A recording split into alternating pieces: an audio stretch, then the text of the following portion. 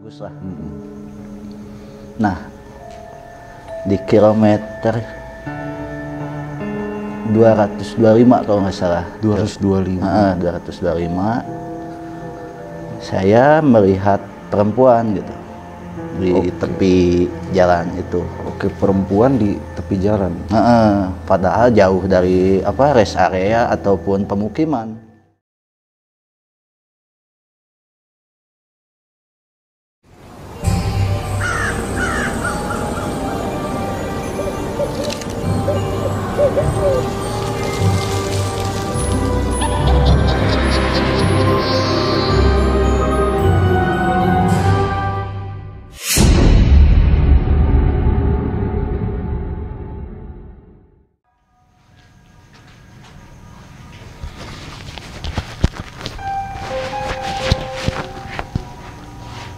Assalamualaikum warahmatullahi wabarakatuh.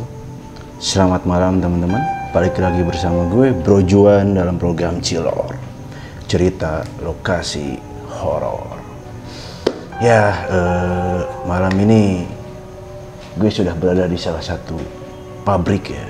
Jadi ini dulu pabrik tempat membuat kusen atau kayak yang berbahan-bahan kayu lah teman-teman.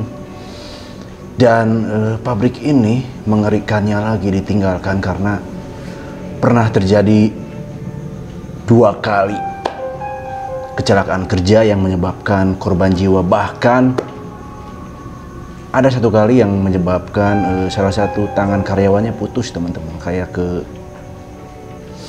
kepotong oleh mesin kayu gitu ya. Wow, itu ngeri banget sih. Dan pada malam ini Cilor kedatangan salah satu narasumber yang mempunyai cerita epik sih ini. Jadi sebut saja namanya Kang Bobon ya. Kang Bobon ini mempunyai pengalaman horor saat di tol teman-teman. Dan saat tadi di belakang layar cerita pun itu wow, sudah merinding ya, ditambah lokasi yang menyeramkan teman-teman. Oke, tanpa lama-lama lagi gue langsung panggil aja lokasi lagi narasumbernya ya. Halo tim, narasumbernya bisa langsung ke lokasi aja ya. Hati-hati nih, jalan licin. Narasumber akan masuk ke lokasi angker. Oke.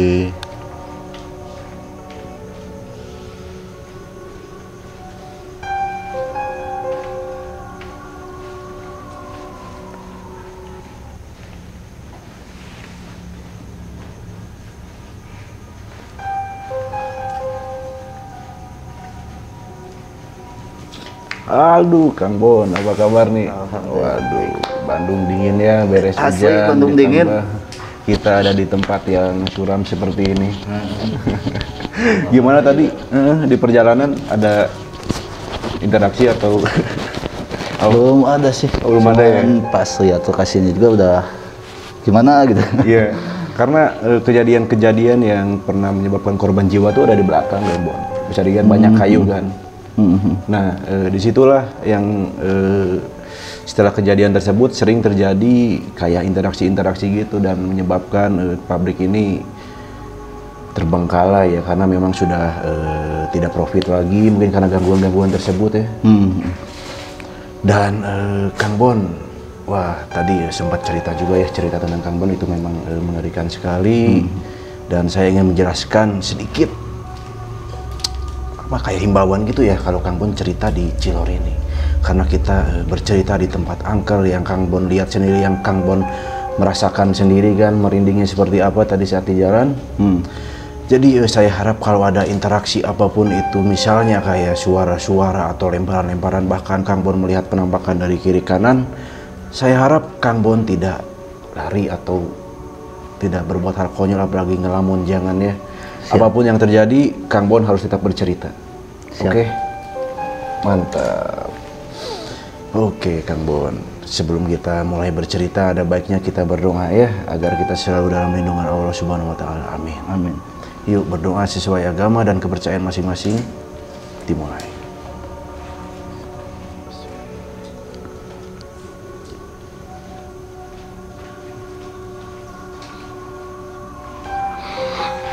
Selesai. Ya, alhamdulillah. Oke, Kang Bon. Kayaknya saya udah penasaran dengan cerita lengkapnya. Silakan. Jadi waktu itu belum lama ya, sekitar 2 minggu ke belakang. Oke. Saya melakukan perjalanan ke pulau lain, Pulau lain maksudnya? ke daerah lain, ke kota lain. Oke, bisa disebutkan saya Kang Bon? Ke kota Sumatera lah tepatnya, Sumatera Selatan. Dan waktu itu tepatnya hari Jumat saya berangkat. Jumat berangkat bersama tim karena ada suatu kerjaan ya. Hari Jumat berangkat jam 2 siang ya. Oh, jam 2 jam 2 siang. Kurang lebih menempuh perjalanan sampai ke tujuan itu 13 jam lah. Wow, 13 jam. 13 jam karena harus lewati laut dulu kan. Oke, pakai mobil apa Kang Bon? Saya bawa mobil pribadi. Mobil pribadi. Oke. Saya bersama tim kurang lebih 3 orang. 3 orang. 3 orang. Dan awalnya sih baik-baik aja gitu ya. Selama perjalanan ya enjoy aja gitu, tidak ada masalah apa-apa. Sampai waktu itu sempat berhenti 3 kali berhenti ya sebelum masuk ke tol yang dinyatakan angker itu menurut saya pribadi ya. Oke, jadi tol itu sudah masuk batas pulau atau sudah lewat pulau Sumatera itu ya? Di tol Sumatera? Sebelum nyampe Sumatera. Oh, sebelum masuk nyebrang Sumatera gitu? Karena tol itu kurang lebih jaraknya, panjang tol itu 400 kilo. 400 kilo, wow. 400 kilo. Nah, dari awalnya tuh perjalanan masuk tol itu, masuk biasa aja gitu ya. Hampir itu menjelang pukul setengah 6 sore. Setengah 6 sore. Setengah 6 sore, udah mulai gelap juga kan. Cuaca juga agak sedikit kurang baik gitu ya. Ada hujan. Oke, hujan gerimis. Hujan, jalanan juga kurang bagus lah. Nah, di kilometer 225 kalau nggak salah. 225. 225. Saya melihat perempuan gitu di tepi jalan itu. Oke, perempuan di tepi jalan. Padahal jauh dari rest area ataupun pemukiman. Oke, jadi sebenarnya itu seperti area yang kilometer 225 itu area pepohonan semua ya, banyak pohon gitu atau perkebunan atau sawah? Ada suara cewek. Iya teman-teman, tadi jelas banget ada suara cewek di sini. Wow. Lanjut ya. Bentar. Masa udah sih? Lanjut lah. Emang dari awal masuk langsung merinding. Merinding ya. Nah, sempat saya abaikan. Pertama saya abaikan.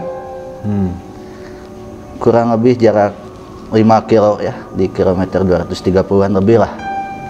Ada lagi si cewek itu ya. Oh, ada lagi? Karena bukan saya aja yang ngelihat, sama tim juga ngelihat.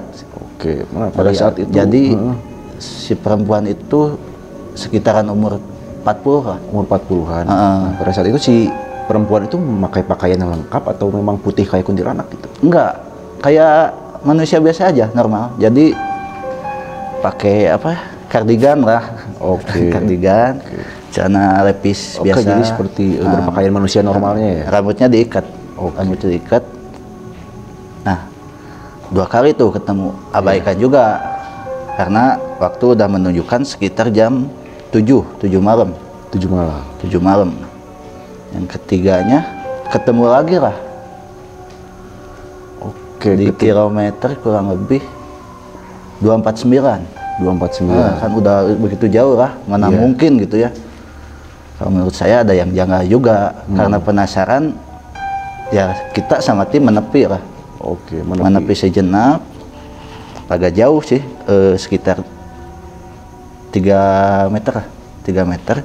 Kita berhenti. Si perempuan itu ada di belakang ya. Iya. Kita turun semua. Pas dilihat, sosok itu nggak ada. Maksudnya nggak ada?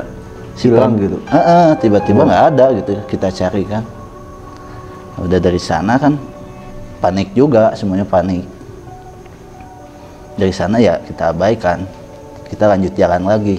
Oke, jadi itu mungkin apa ya, kayak nggak tahu kita kecapean atau gimana lah ya, karena jarak tempuh tolnya juga begitu panjang lah. Tapi sampai 3 kali ya? Sampai 3 kali itu. Bahkan bukan saya sendiri yang lihat. Semua orang di mobil melihat? Lihat semuanya. Nah udah dari situ kita abaikan lagi, mungkin kita kecapean. Salah satu teman saya bilang, udah biarin aja katanya. Kita lanjut lagi sampai tujuan. Nah di hari berikutnya 2 hari setelah itu kan kita balik kanan nih. Oh maksudnya balik kanan lagi ke Bandung. Oke. Udah nyampe Sumatera, kita nggak terjadi apa-apa, alhamdulillah. Udah balik kanan, karena mungkin lalai atau gimana ya, kita habis bensin di kilometer tersebut juga. Di kilometer 225 itu. 225 habis bensin di situ. Habis bensin. Karena lupa. Karena mungkin prediksi supir salah mungkin ya. Kelalaian supir juga. Habis bensin di kilometer tersebut. Itu kira-kira jam 9 malam. 9 malam tuh. Kebayang kan tol begitu panjang kan, jalanan juga sepi gitu. Kalau coba kita masuk ke tol itu emang sepi jalannya. Emang pada saat itu tidak mempertimbangkan gitu kayaknya, wah di rest area ini kayaknya nyampe ke sini nih gitu. Iya. Sempat mempertimbangkan karena rest area begitu jauh sama pom bensin juga jauh kan.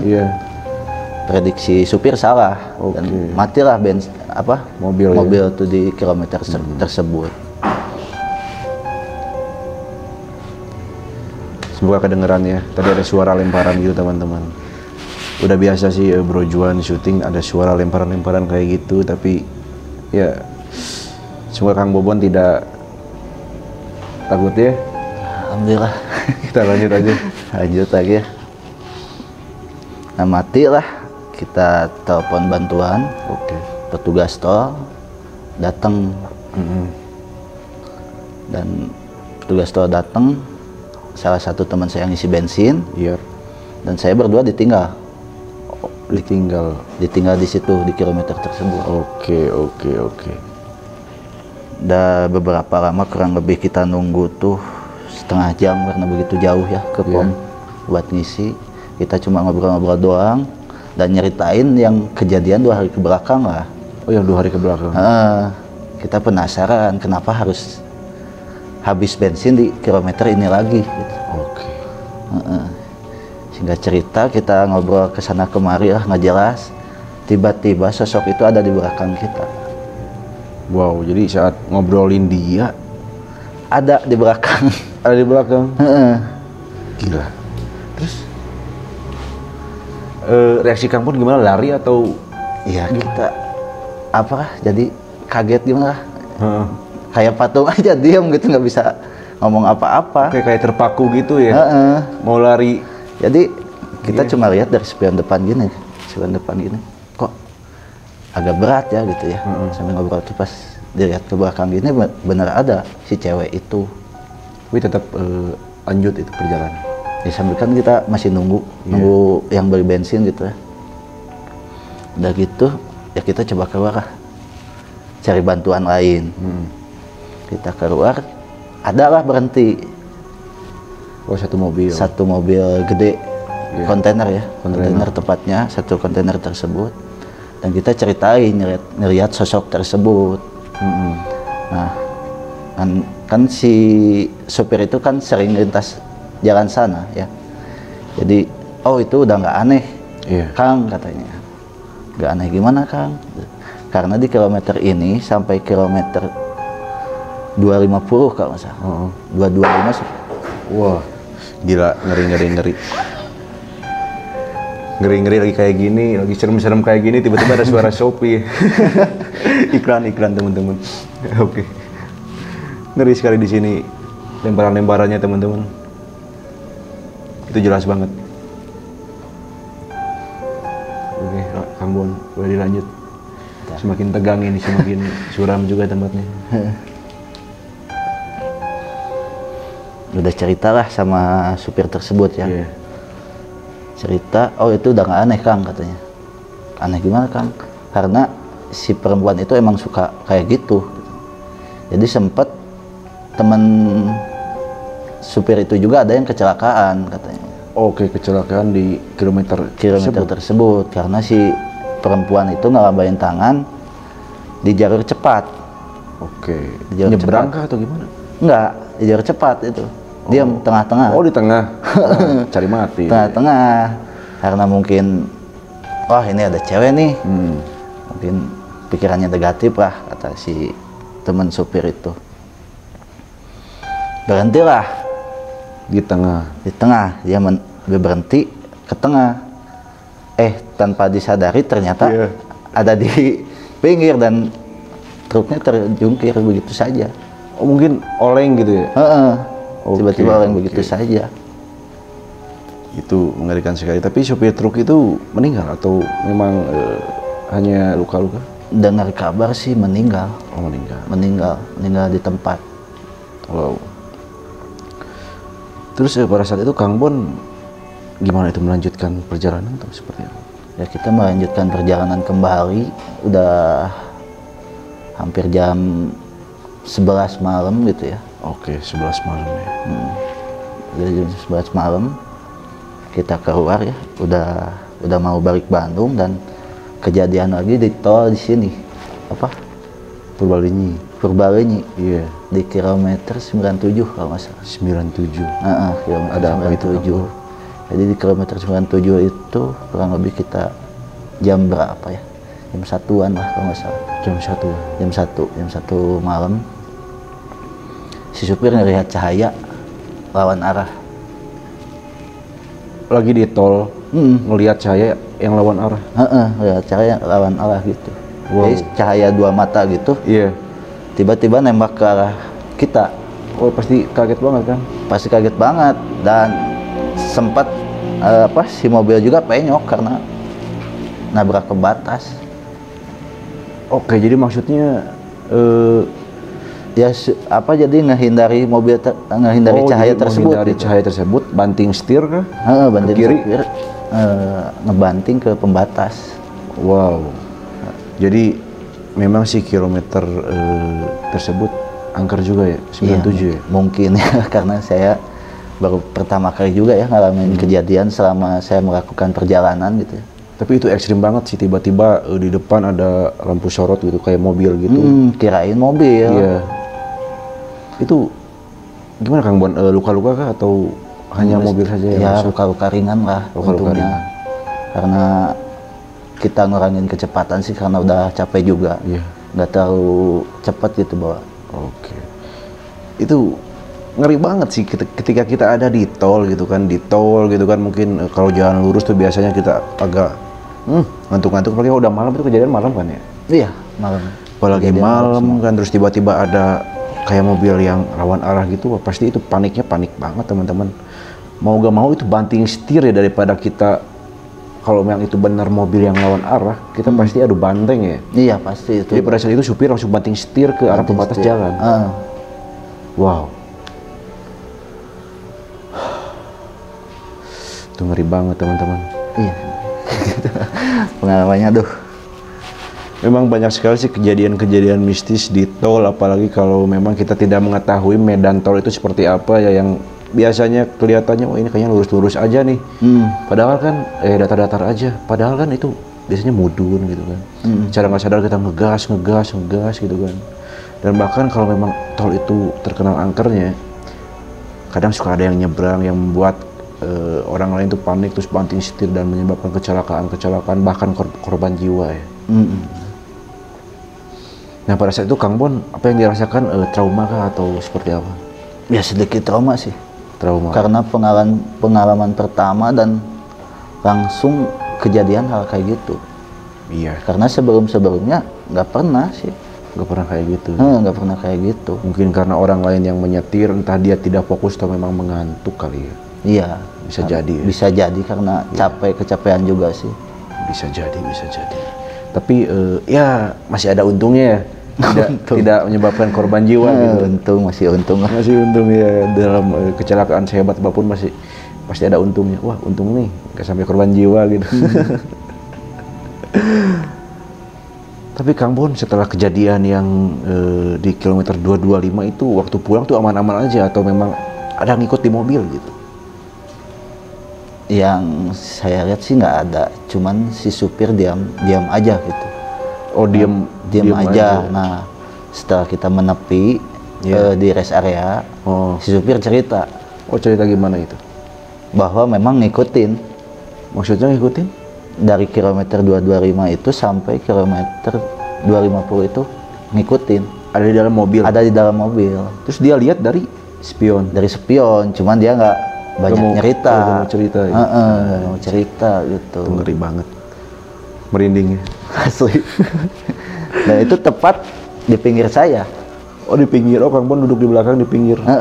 Karena teman saya di depan, satu lagi kan nemenin supir. Iya. Tapi Kang Bon sempat merasakan nggak di pinggir tuh, aduh kayak ada orang gitu kan, panas gitu kan?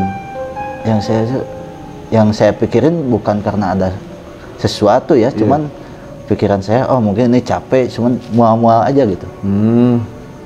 Mual-mual kayak yang mau muntah kayak gitulah. Iya, mungkin karena dia shock atau waduh langsung tiba-tiba down banget kan ketika ngelihat spion terus ada yang ngikut gitu, shock. Cewek yang sebelumnya sudah diteror selama 3 kali kan ya? 3 kali. Wow. Terus dengan si supir itu setelah sampainya di lokasi baik-baik saja atau memang dia langsung sakit? Biasanya langsung sakit sih kalau selama nyampe pulang sih enggak, biasa-biasa aja. Cuman 1 hari setelah nyampe rumah, dia sakit sampai sekarang belum sembuh. Astaga, itu kejadian 2 minggu yang lalu kan? Iya, pada 2 minggu. Berarti dia sakit udah 2 minggu lebih? 2 minggu lebih. Ngeri. Terus sempat diobatin kah atau memang diruqyah? Biasanya mungkin kalau dia suka gitu ke orang pintar itu belum sih, Kang. Oh, belum. Masih secara medis gitu. Secara medis, tapi secara medis katanya cuma masuk angin biasa. Masuk angin biasa. Iya. Ya, yang saya tahu kan bukan masuk angin tapi masuk jin gitu kan. Dianya suka sama dia, terus ya si jin ini suka sama teman Kang Bon, terus dia ngikut dan sampai sakit-sakit kayak kejadian kemarin dicerita berapa si Kang Faisal gitu kan. Dia mengikuti sampai dia sakit 2 minggu. Nah, takutnya seperti itu Kang Bon. Iya sih. Mungkin ada baiknya sih saya sarankan itu periksalah ke orang-orang yang pintar, takutnya itu bukan medis lagi Kang Bon. Iya. Takutnya memang sosok itu mengikuti. Nah, setelah itu ada kejadian-kejadian lagi sampai saat ini Kang Bon? Untuk saat ini nggak ada sih kan. Oh, nggak ada ya? Cuma itu aja sih pengalaman yang paling menyeramkan menurut saya gitu, karena saat ini kejadiannya itu nggak saya sendiri yang lihat gitu. Iya, semua melihat. Iya. Oke, Kang Bon itu mengerikan sekali sih. Semoga teman Kang Bon cepat sembuh, dan saya sarankan memang ke orang pintar sih. Biasanya kalau medis itu tidak terdeteksi ya kalau kita sakit karena hal-hal tersebut ya. Iya. Wah, mantap Kang Bon. Saya pun ikut merasakan bagaimana ketika kita menyetir di tol tiba-tiba ada lampu sorot kayak yang lawan arah itu mengerikan sekali sih Kang Bon. Kita ngopi dulu ya Kang Bon.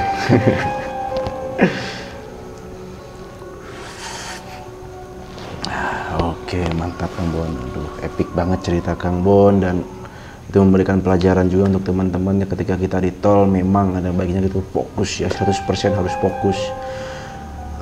Merasakan kantuk dikit pun ada baiknya kita pergi ke rest area, kita istirahat lah, ngopi-ngopi yang berkafein gitu ya, biar kita ngantuknya hilang, ataupun kita selalu cek kondisi kendaraan, misalnya bensin ya, jangan sampai kehabisan bensin di jalan tol, karena itu ribet banget teman-teman, apalagi di jalan tol malam-malam habis bensin, udah itu mah suram ya. Suram ya Kang Bon. Oke teman-teman, dan malam ini Bro Juan sudah ditemani oleh cemil dari Raja Onde ya. Ini Raja Onde sekitaran Marga Asih. Tadi katanya, Kang tolong dong sana tayangin nih di Cilor. Siap Raja Onde, thank you banget ya Raja Onde. Kita coba dulu ondenya ya. Ayo Kang Bon. Siap. Coba aja. Ini Raja Onde, gue makan nih. Wow. Dalam satu gigitan onde ini kerasa banget ya dari rasa susu, tepungnya lembut sekali, dan si apa sih ini yang kecil-kecil butiran itu apa ya, pokoknya itu kerasa banget. Terus